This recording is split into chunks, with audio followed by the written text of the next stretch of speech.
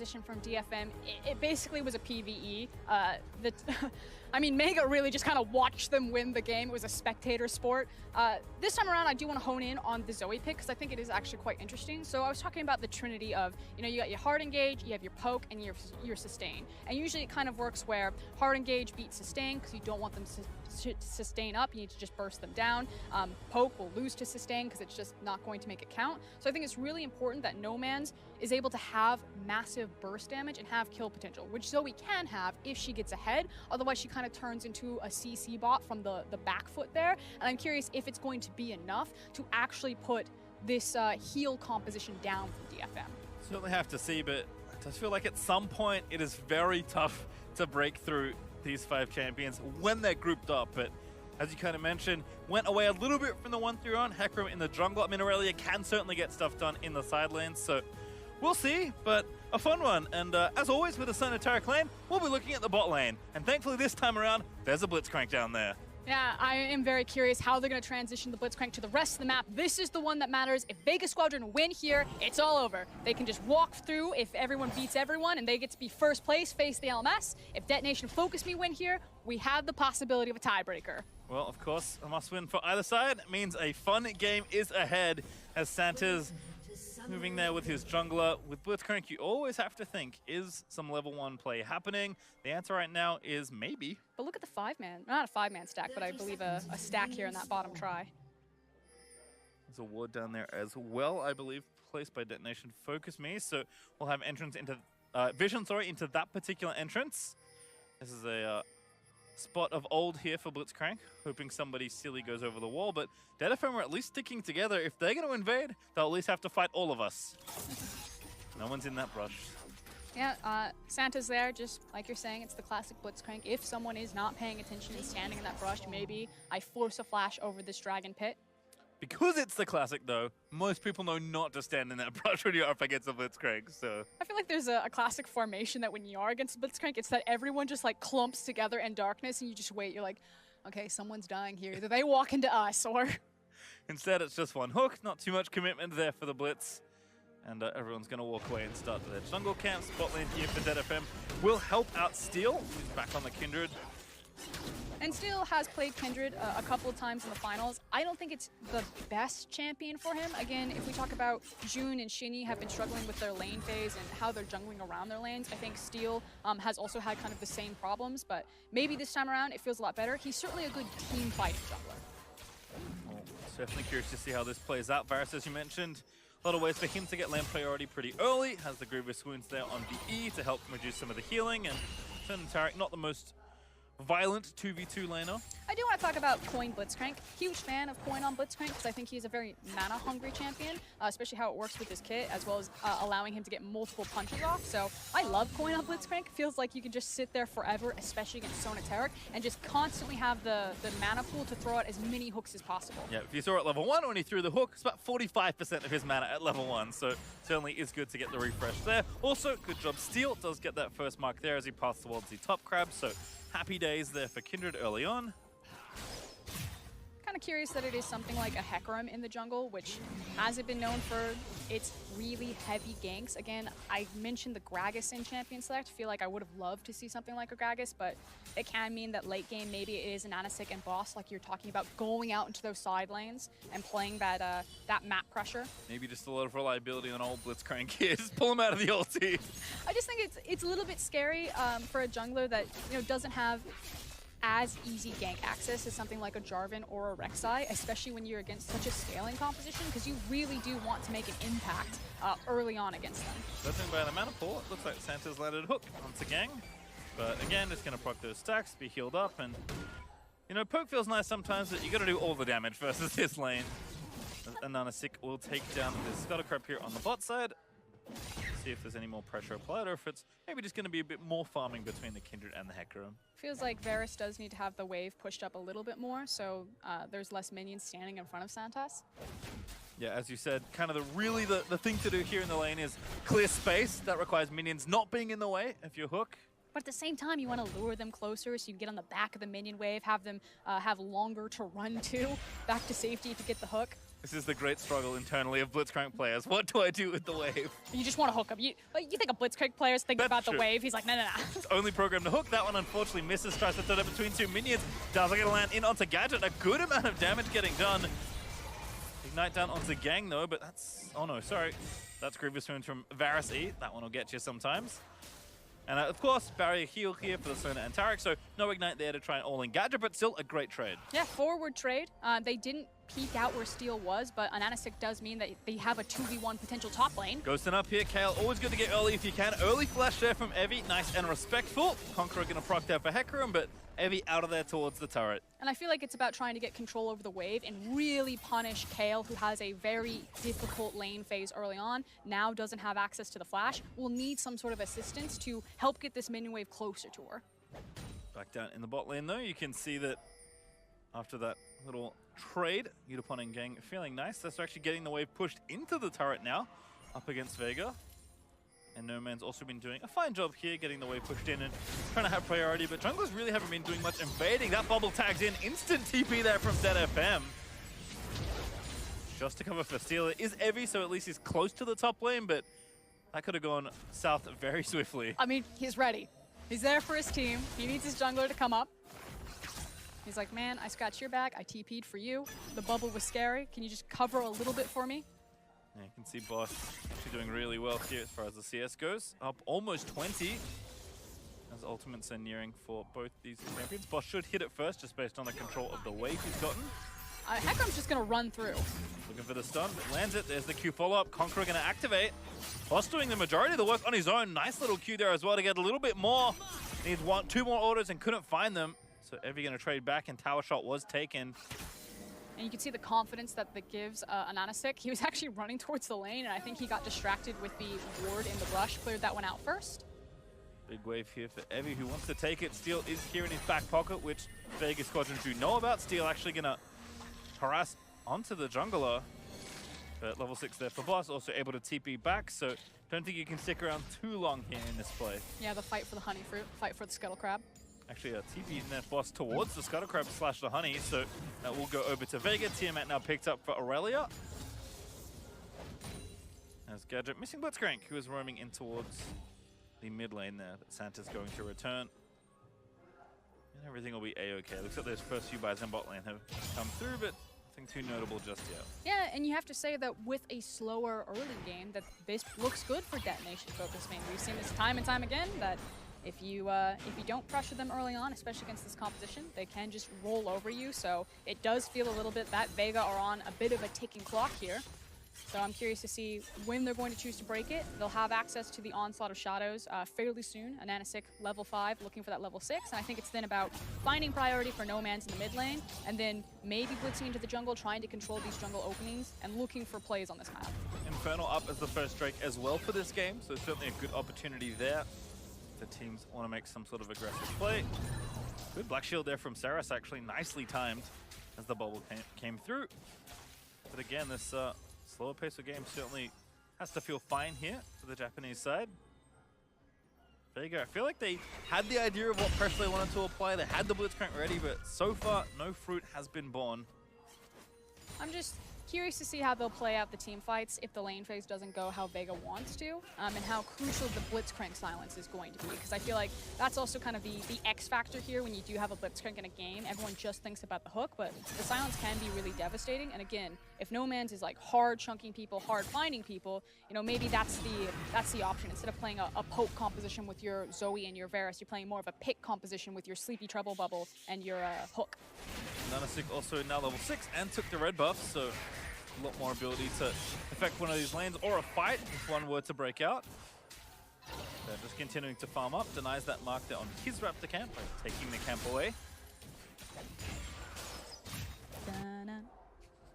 I'm surprised how subdued the game has been, but again, top lane seems to be where Vega want to focus their attention. Steel is here ready with his ulti, but it might be a little too late. Good ult there from Evie. TP enough from Detonation Focus. Maybe into the Lamb's Spite. Activated just early enough. Morgana with the ulti, I think. But after the Drowsy, there's the first one for Aurelia. He's going to get the double kill and maybe make it all three as Vega find it in the 2v3. And it is so important that it is Aurelia of all these champions that is picking up these kills, because again, if this comes into the 5v5, if the Death Ball comes online, they need to be able able to play out to a side lane, so you need to have the lane assignment pressure there. I was trying to figure out how Saras fell asleep, and he must have been bobbing when he was teleporting in, because Zoe was not there for that exchange, but Saras certainly fell asleep at the helm. TP down now for Vega. No Man's going to try and make it his turn, just picked up Saras is off the ground. And DFM going to have to move this bot lane out of there, have the ultis ready to go. Utapon going to be the first target, already burnt Crescendo. There's the ulti, good flash hook, they need to get it done, and they will grab it. Gadget able to nab the kill. And the sunglasses couldn't come down in time, the flash hook to end it there, and they're able to push in this wave, possibly pick up some plates if they want to. So again, we talked about how Vega may be playing a little more subdued than we expected. Not as much pressure coming out of the 2v2 on the bot lane. Well, INTZ was focusing his attention on Boss in the top lane, and it has paid heavy dividends now. And it finally did pay off. Can you imagine how devastating it would have been for Vega Squadron if that gank didn't work? If suddenly DetonatioN FocusMe had picked up those kills on the top side of the map and then used that as a bridge to get them to the 5v5 stage of the game as we take another look at it. And again, Boss makes it work here, but INTZ here well and truly in time. A nice ult for Evie, but this TP was not enough. And like you're saying, the fact that Morgana comes in and then instantly falls asleep doesn't feel the greatest. I mean, luckily for him, still got the ulti off. Was enough plus the flash to save his life. Boss is maybe unlucky to not get all 3 kills. And like you're calling for the fact that the Crescendo was not available instantaneously, there's the teleport knowing that Morgana goes top, while Zoe's then going to go bottom. And again, the stun there looks good. The Crescendo follows in, but No Man's like, wait a second, I can get in there. This Gadget barely flashes away. Almost had him there. Like See what they were looking for, but then overextended and punished by Zoe. Again, I do always love aggressive play in the bot lane, but barrier heal, not the most aggressive summoner spell choices. As you can see there, drop down on your screen, the stakes here for this one. Still a chance here for DFM if they win, but if Vega win, it is all done here in Group B. They will move on to the knockout stage. Chain of Corruption, a little wide there from Gadget. Good double stun there again from Gang, as the follow-up comes in from the Crescendo. Gadget also under fire, but the Sona just not enough health to tank the rest of it. Gang will get the kill. So I guess the AD's trade is mid lane here for INTZ ganking onto Saras, and that's an easy pickup for Vega. Looks like Group A right now. Everyone's dying across the map. We're so used to Group B. It's the slow, it's the methodical one. We're going to take our time, get some breathing room. Everything is on fire. I feel like after Game 4, just blitzing through that for Vega, people have been inspired by the pace of play that has now been presented, and are certainly fairly breakneck, but it is favoring Vega in these first 11 minutes. Up almost 3,000 gold. Still have a Drake to take, but apparently there's too much fighting to try and take objectives. Who needs dragons? Just kill people. Or turrets, or Rift Herald. Just blue buffs all No Man's gonna need as he picks that up. It feels like it's about the right carries that need to get springboard and get this attention from Vega Squadron. Again, we talked about how important it is for Aurelia to start popping off. I feel the same way about Varus. We talked about how Callista's a 2-item champion. Varus also sits in that pocket, so if you can get him ahead of the clock on those 2 items, maybe you do look for an early grouping of a 5v5 because he can make such a devastating chunk into Sona and Tarek before they really get going. I feel kind of bad because this was such a great start here for DFM, but Utapon just doesn't have enough health to do anything. If he was playing a regular AD carry, maybe we'd be looking good, but unfortunately Sona does not have the base stats to withstand that 2v2 as well as this gank from INTZ. Yeah, and then meanwhile you've got the drive-by here. Really well played. The fact that when he is locked up by the binding, he's not under the tower there. It's a nice angle too. The onslaught of shadows. So Rift Herald, they heard me. They will take this first objective for themselves as No Man's continues to get plates and throws the battle start in maybe the opposite direction. Maybe just wanted to try and poke Saras with it. Rift Herald though over to the jungle. And we'll see if they can look to bust down that first turret, which still has that bonus gold attached. Also, good heads-up play from Gadget and Santos to see that while Rift Herald was being forced for the mid lane position, that Kindred was eyeing the Infernal Drake to force DetonatioN FocusMe off of it. Gonna collect the plates. Here's Steel though, in onto No Man's, who will cleanse. That was one he picked up though. So still holds on to his real summoner. Plate gold there goes over, but no turret still. So both teams really still on the hunt for that first major objective. And it feels like eventually Zoe is going to get the better and start chipping away at this. It's one of the nice things about Zoe. It feels like she has great pressure on a mid lane tower. Do want to point out Saros' build path for the Morgana. Looks like he's going for that more kite back Morgana where you have the, GLP? The frozen hose. With the glacial augment there. Makes a lot of sense. We'll likely see Twin Shadows as well. Yeah, but it's a very different build path and kind of play style for Morgana. It's no longer kind of the flash forward into Hourglass for the ultimate Morg. It's more about throwing out those bindings, playing Yahtzee, see what you get. He's a Ziggs Karma player, okay? He's all about it here in the mid lane. But No Man's maybe starting to get the better of him. Pushing it in, getting damage on the turret. That does leave room now with the Zoe pushing for Vega to take that first objective I mentioned. That will be a nice, spicy Infernal. I think Infernal actually means a ton for No Man's on the Zoe in particular into this type of composition. Because if this Zoe actually just has 100-0 kill pressure on someone in like a single rotation, that means the world for like long range engage inside a comp that can have relatively low range in it. Also keep your eyes on Boss there in the top lane. Has 2 components of the Triforce and getting pretty close. In fact, with 1,700 gold in the bank, he's ready to purchase that up. So already he's looked so good. He's actually almost up to 40 CS ahead in this lane. But once that Triforce comes in, Noose is going to get even worse there forever. He on the Chaos still needs to finally farm and the levels to get things going. Isn't that the classic against Kayle though? You're just, how far ahead can I get of her in the lane phase to try to make it matter less when she gets access to level 11, level 16? I have to agree, but I don't know.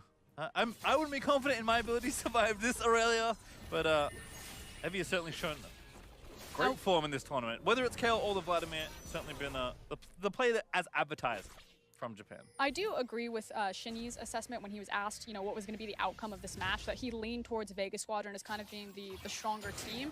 I feel like DetonatioN, FocusMe have really core team fighting, but again, there are holes that you can exploit. We see Vega Squadron exploiting them this game to start it off. They definitely did it in the first time that they faced.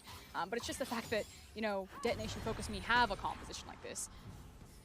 Again, have to wait, but again, still with no turrets being gone down, that gold lead's actually massive, because you would expect to have taken a turret by now, maybe with the Rift Herald, maybe just with your pressure, so there's still a lot of standing gold for you to pick up.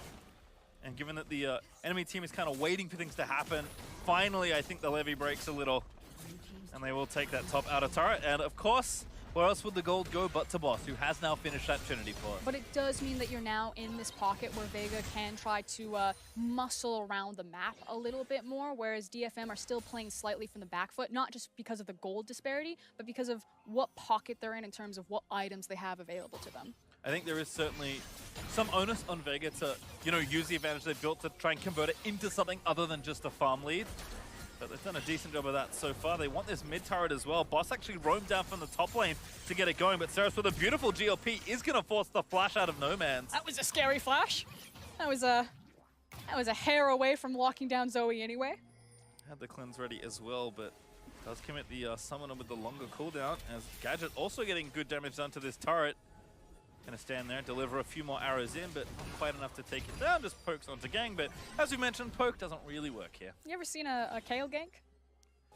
I mean, I don't think we're gonna see I didn't really one see today, it there either, but you know, haven't seen an attempt at one since the old Kayle where some players fail. Buckle up. Here we go. All right, Evie's going to go in. Udapon again with Gang. Good crescendo starting it onto Gadget. He's going to flash. Tainted Corruption might should be enough to save him as Santa's going to silence everybody running back towards the turret. Will get dazzled. There's the ulti. They're going to dive in. Santa's already dead, but Gadget, he's going to be the target. He's got no flash. Everyone's invulnerable, and Udapon able to clean up that kill. And that's how the Kayle gank goes. It basically just extends the runway. You don't stop at the tower. You run past the tower. Yeah, you think you're safe when you're out of turrets up. Not against this competition. Even Steel was down there just in case they needed another invulnerability. They didn't, and they get the 2 kills. But I do want to give props to Tarek right there, making sure that he connected with the CC chain to start that one off. I think if he had missed it, it would have been a different story. You know, I think Sonu Tarek, in the eyes of a lot of players, is like, you know what, it's pretty straightforward. These champions aren't that difficult, which for the most part I agree with. As far as like execution, Gang and Udapon have actually been playing this lane really well. I mean, you're never going to kill somebody, but they found good trades, and they do stuff like this. Again, the team fighting strict is there, but this skirmish was nice as well. I feel like it's, you know, when you play a Caitlyn who just is so obnoxious because of how her kit works versus like playing like someone who masters Caitlyn, and at that point you're like, this champion is broken. Why does someone have so much range like this? It's absolutely devastating. So it's like you're saying, that difference between Sona and Tarek are very strong, but when you have players who play it so well, it's even scarier. Speaking of scary. And suddenly, Evie, with his Trinity Force, is almost killing Boss. So, well, words. He's also got level 11.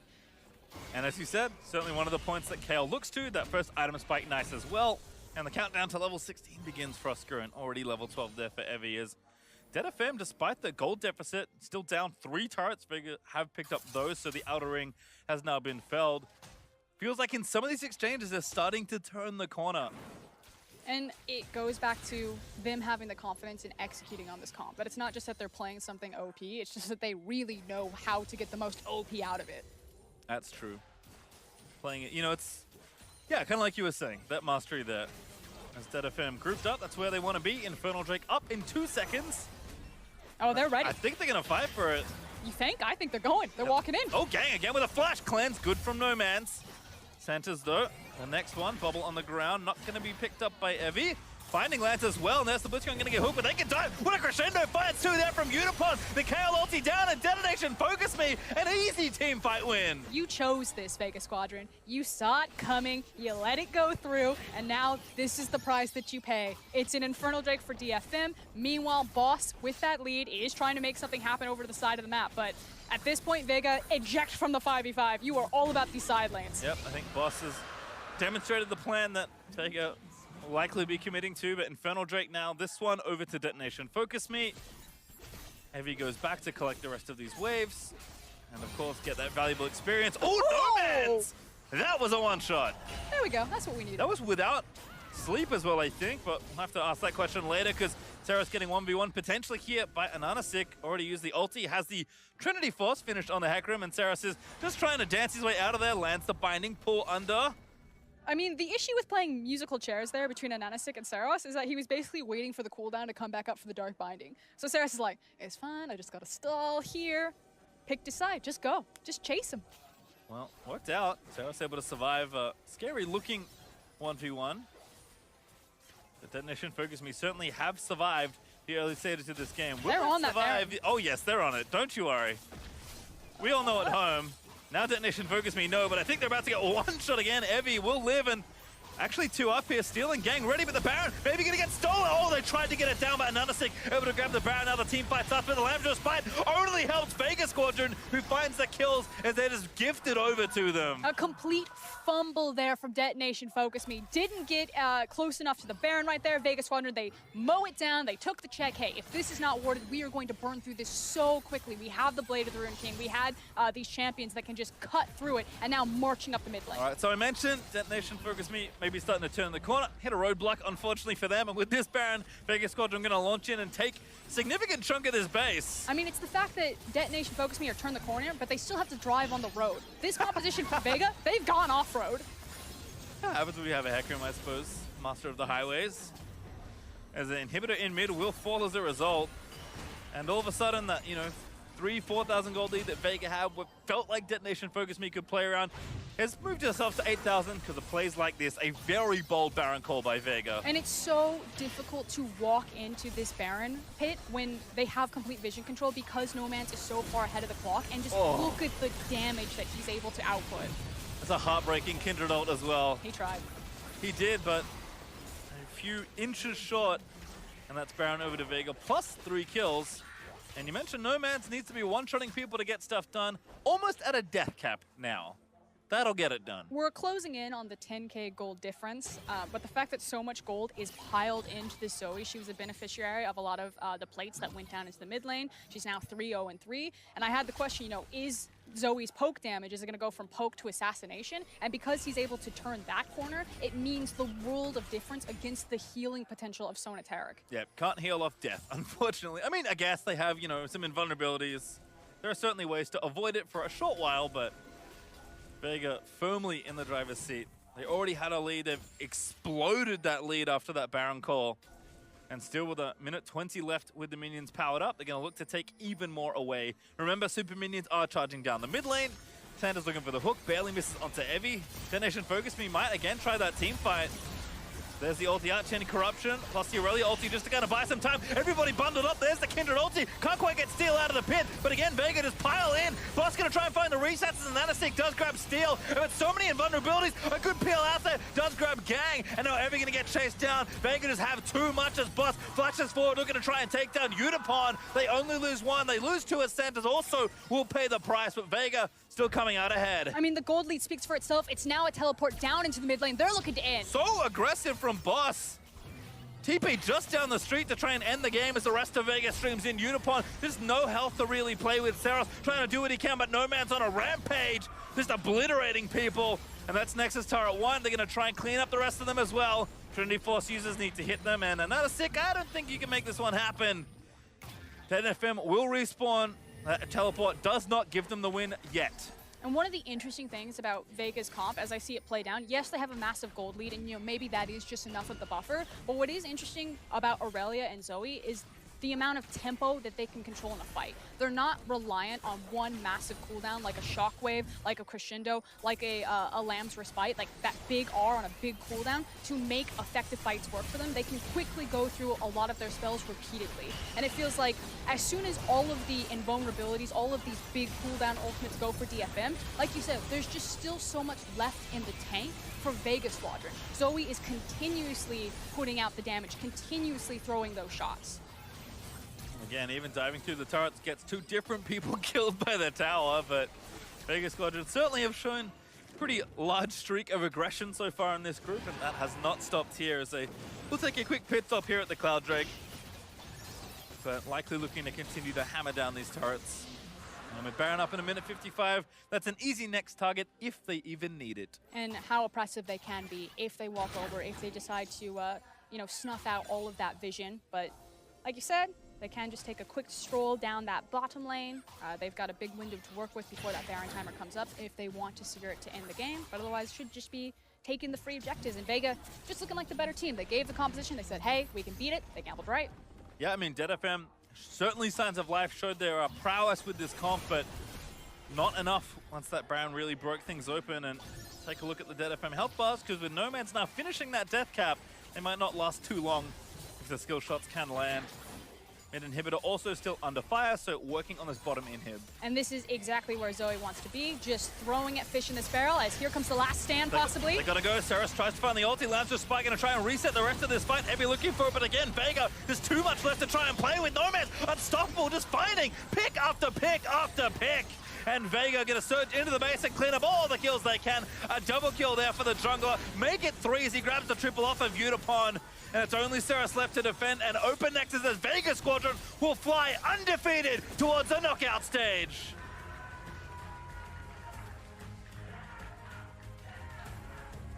And Vega Squadron now joining the ranks alongside other CIS representatives like Albus Nox Luna, like Gambit Gaming. They said, you need to know our name, it's our chance on the international stage, and they leave a very big footprint on Group B. Only one game left to play, and for them, it won't even affect the scoreboard.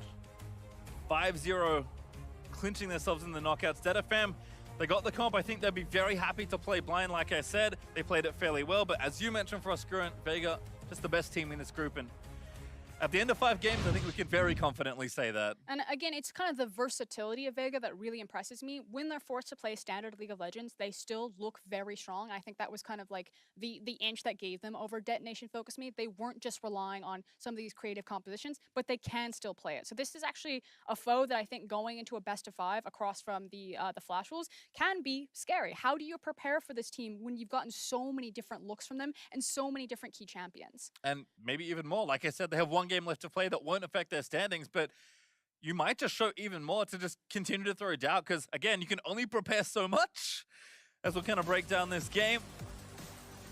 This fight, I mean, this was the last-ditch effort here for DetonatioN FocusMe, but was not enough.